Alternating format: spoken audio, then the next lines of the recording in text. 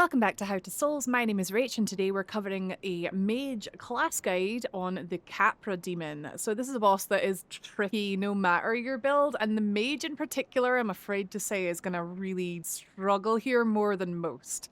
The toughest thing about this boss is that he's actually got two wee doggy pals. I think if it was just one-on-one with me and Capra demon, it wouldn't be so bad. But yeah, those dogs are the issue. So I've got a few tips that'll hopefully help you get through this boss with your magic-y intelligence-y character. So first of all, the first tip is the same no matter what class you're using, and it's to instead use the Firelink Shrine Bonfire as your respawn point rather than either Undead Burg or the Sunlight Altar, like depending on where you came from. Firelink Shrine, it's always kindled because it has a resident firekeeper there. You know, you haven't rang your second bell yet. So this means essentially you're getting 10 Estus flasks for the price of 5 without having to use humanity yourself to kindle the bonfire. So you may as well use the one that's already kindled in Firelink Shrine. And also it's just a bit safer running back this way because you only have to deal with 2 of the thieves and 2 of the dogs as opposed to like 20 million dogs and 6 thieves. So it's just a personal preference. If you find the other way easier, then mon your cell, go on.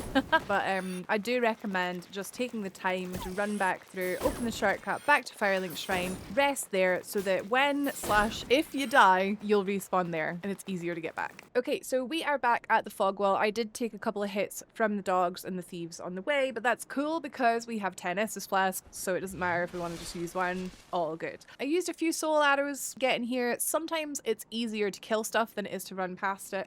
I have 90 soul arrows, so I am not stingy with soul arrows, but if you are a teeny weeny wee mage that only has the 30, you might run into a spot of bother, so you might want to try and get some more spells for this boss depending on what your damage is at. So that's my second piece of advice for the mage character on this boss, is that if you haven't already got more than one sort of spell, you might want to look into increasing that. I do have a video, I'll link it for you in the cards above, on how I ended up with 90 soul arrows and 12 heavy soul arrows. So maybe that'll help you. Definitely get yourself suited and booted in the magic department. Equipment doesn't matter really for a mage as much as our spells. They're much more important. At this stage in the game, my character has very, very high intelligence. 30 is really high. I haven't really been leveling up anything else in my entire playthrough so far. So don't worry if your stats look a little bit different to mine and your damage is a bit different to mine. This character is a glass cannon by the looks of it. I'd always recommend people definitely put way more points into vitality, especially if it's your first playthrough.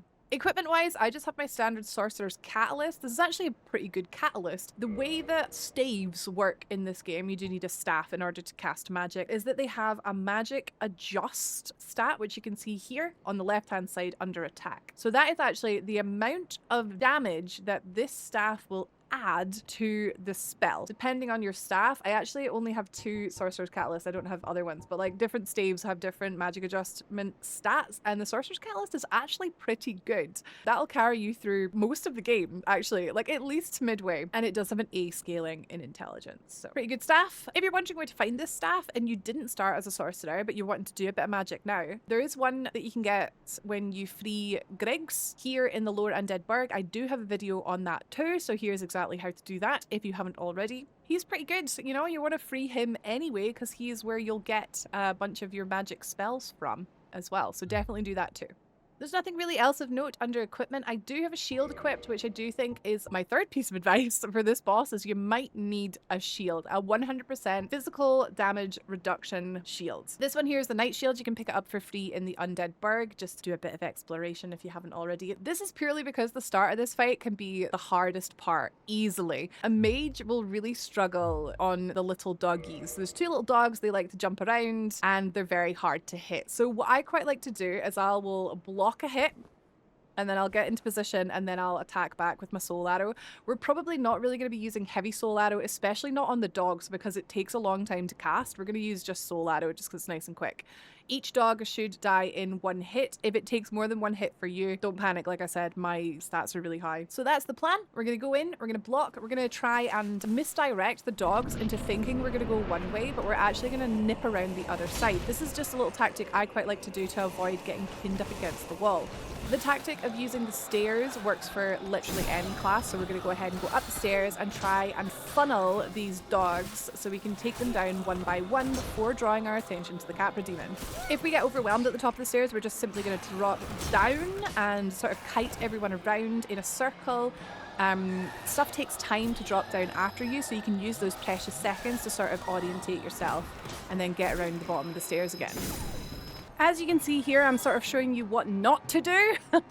I get pinned right up against the corner here because I don't really have much of a choice. I really probably should have died there by some stroke of a miracle. I did not die here. This is actually a really, really good place to be as a mage because Capra keeps trying to do his like jumping attack on us.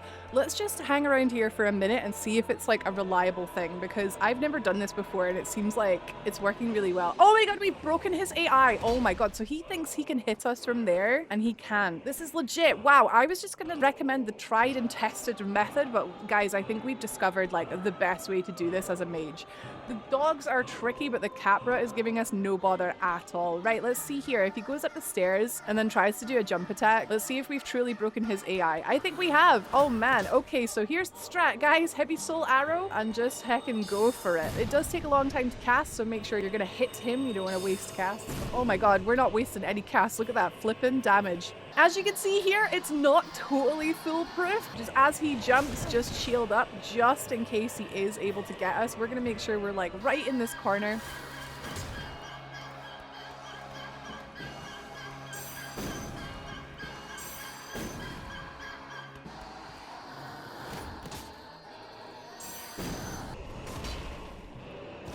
See what happened there? Because I had him targeted and he's sort of underneath me, what it did is it like spun my camera around and I was trying to back up into the corner and I fell off the edge. But yeah, that's the Capra demon. Oh, flip. So as demonstrated right at the end there, that is the big problem with Mage on anything that likes to move. It's just it's remarkably hard to hit stuff if it moves in the slightest. But for the most part there, we had a really nice little vantage point. We did get super lucky managing to get the dogs down and not dying, but it is, I'm not gonna lie guys, it is a tricky one for Mage purely because those dogs are so heckin' zippy. We don't have a lot of HP. As a Mage, you tend to be a sort of glass cannon, not very much health, not very much defense, and those spells do take time to cast. So all that combined, Capra is not the easiest for the Mage, but if you do get him down, well done. If anyone else has any more tips, please feel free to share them in the comments below and hopefully we can help everybody out. What's your favorite subclass to go through Dark Souls Remastered with? I like the Mage, but in endgame. In the start of the game, I quite like the Warrior. I think he's really easy. Let me know in the comments below. Let's have a chat. If you like the video, then I like you. And if you subscribe, we've got more Mage guides, we've got Warrior guides, we've got all sorts of guides for all sorts of Souls games. Thank you so much for watching. Don't you dare go hollow, and I'll see you in the next video.